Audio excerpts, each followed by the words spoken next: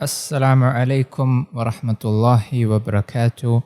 Welcome to another episode of the Arabic Kahwa podcast. It's been a long while, but anyway, I'm really happy that you have joined me for another session. And in this episode, I want to talk about a question that all of us have asked as Arabic learners at one point of time.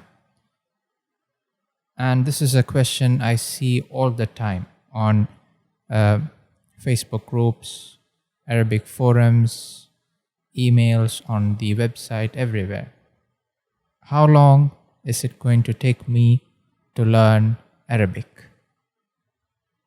Now everyone's asking this question. And this is a question I had in my mind when I wanted to learn Arabic. How long is it going to take me? Can I do it in 3 months? Can I do it in 6 months? Or is it going to take me years? Now, what I want you to think about is this the right question to be asking if you want to learn Arabic? What does it matter if you learn Arabic in 6 months or 6 years? The point is how well you learn the language, how well you master this language.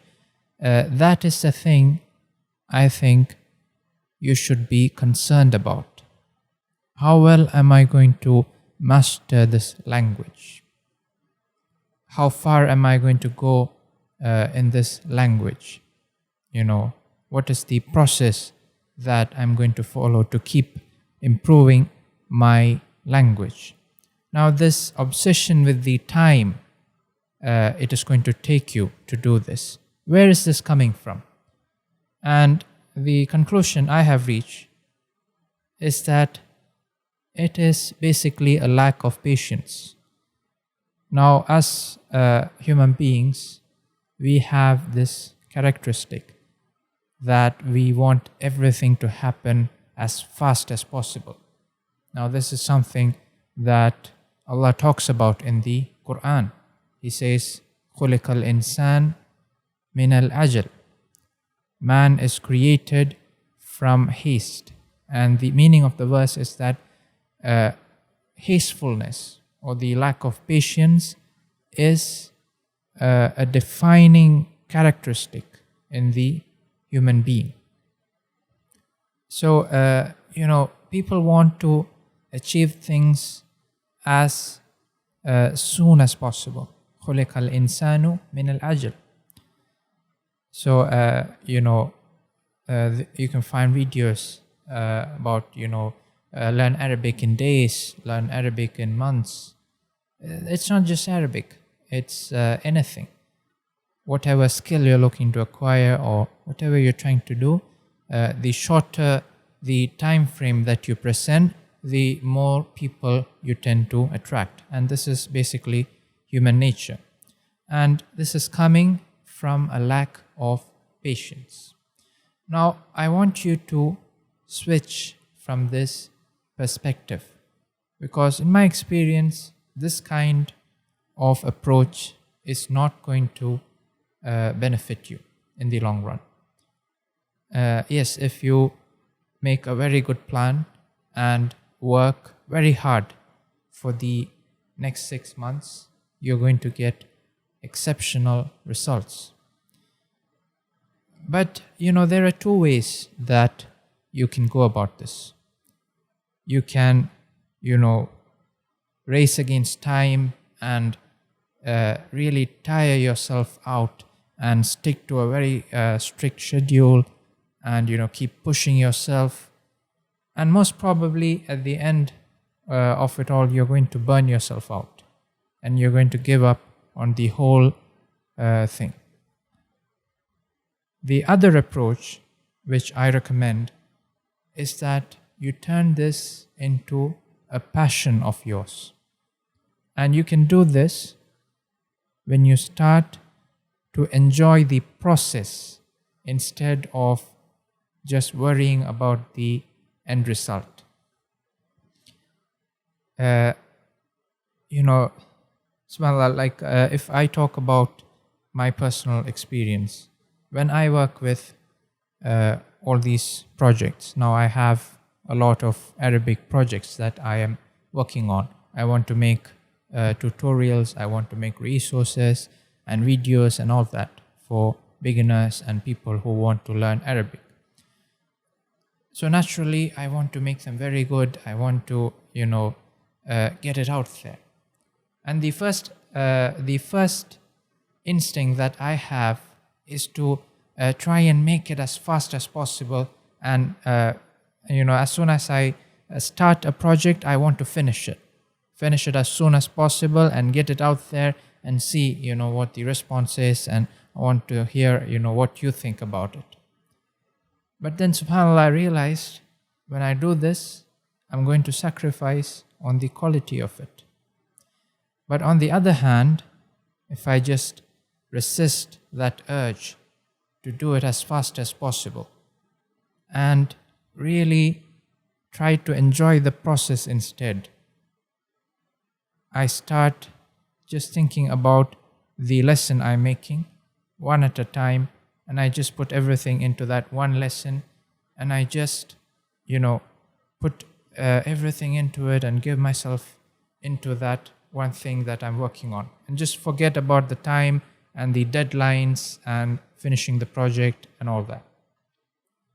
And this, in my experience, is going to drastically improve the quality of the thing that I am working on, because I'm just concerned about the quality. I'm not worried about the time of finishing it. I'm not going to cut any corners. I'm just entirely focused on the thing that I'm doing. So this is the approach I want you to take when you learn Arabic. Just worry about the lesson that you're working on. If you're learning grammar, if you're learning one concept, just worry about that concept and just take as much time as you need and master that concept. If you're practicing something, just worry about that. And once you start doing that, and when you stop thinking about achieving some milestone and reaching somewhere constantly, you're going to start enjoying the process. And once you start enjoying the process, everything becomes much easier. And subhanAllah, so I want to share some stories with you which hopefully you will find inspirational, because I find these very inspirational. And I like to take stories from our ulama, from our scholars of the past, because subhanAllah, their approach is something we can learn a lot of lessons from. They achieved remarkable things in their short lifetimes. They produced work that has stood the test of time. We are still benefiting from the books they have written, from the research they have done, from the works they have produced. So, their work ethic or their process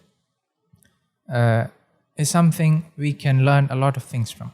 So I like to look at their examples and, reflect upon their methodologies.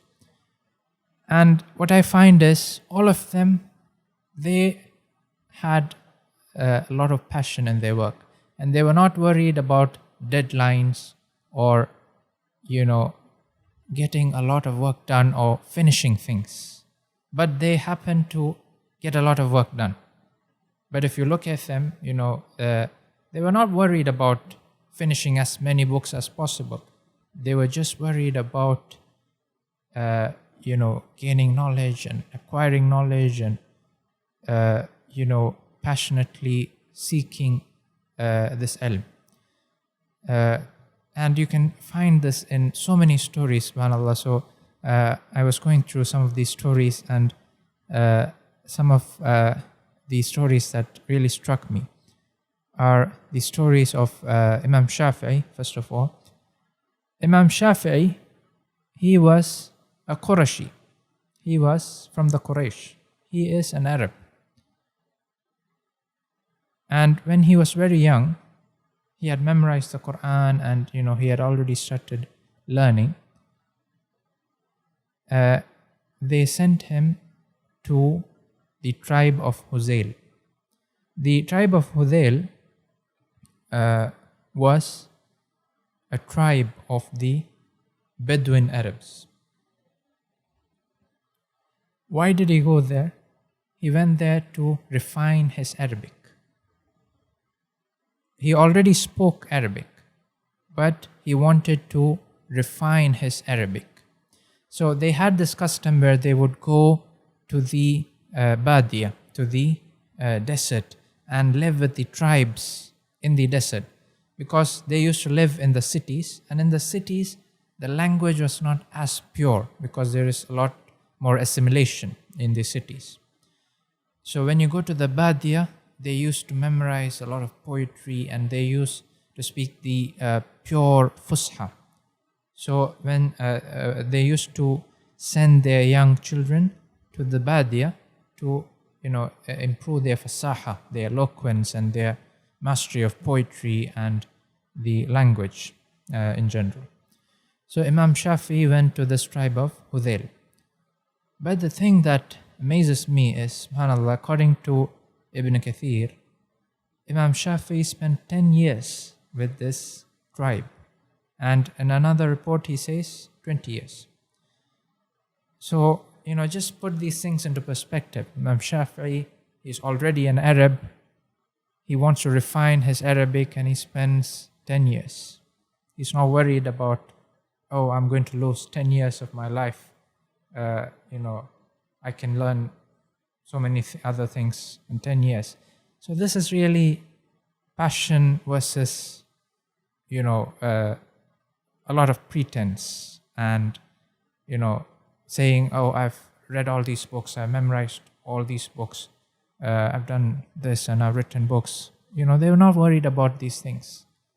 They were just passionately seeking this knowledge and forgetting about the deadlines and, everything, subhanAllah. So this is the approach I recommend when you learn Arabic. Imam Ahmad, he says that كنت ربما أردت البكور إلى الحديث. I wanted to go out to the majlis of learning, to the gatherings of knowledge. Meaning he wanted to go out before the adhan of Fajr. He could not wait to get to the halaqah, to the class, that he wanted to go even before Fajr. فتأخذ أمي ثيابي وتقول حتى يؤذن للفجر. So my mother would hold me by my thawb, and she would say, wait for the adhan of Fajr. Subhanallah. يقول أجلس وكنت ربما بكرت إلى مجلس أبي بكر ابن عياش وغيره قبيل الفجر من شدة الحرص يا إخواني الكرام ويجلسون بين يدي العلماء بالتوقير والتعظيم. So he says, sometimes I used to go even before Fajr to the majlis of his sheikh because of his, excitement, because of his love for learning. Subhanallah.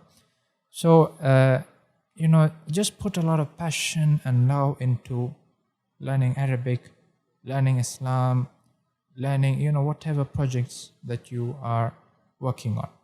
And just forget about all this pretense, about finishing things, memorizing things. Memorize books, it is so beneficial, but do it for yourself, not to say that I've done so and so, not to say that I've finished so many books, because that is not going to really benefit you.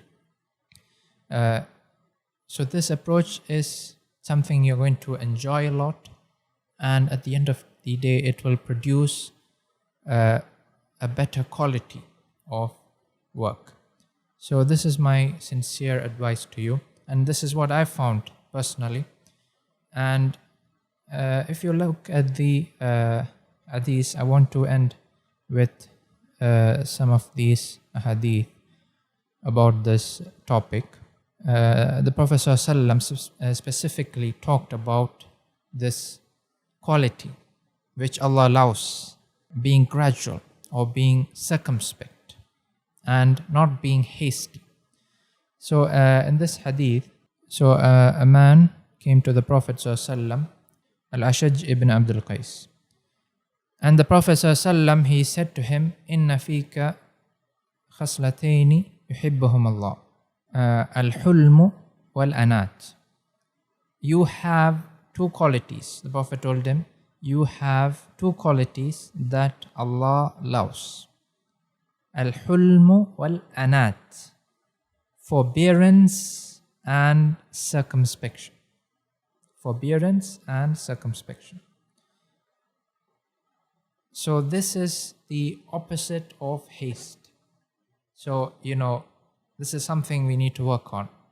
Naturally, we want to do something in a hasty manner. We want to get things done and we want results fast.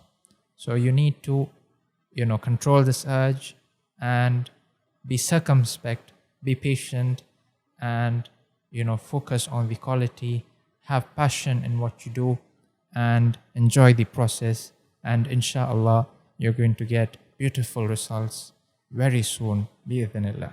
Jazakumullah khairan. And I will see you in the next episode. Assalamu alaikum wa rahmatullahi wa barakatuh.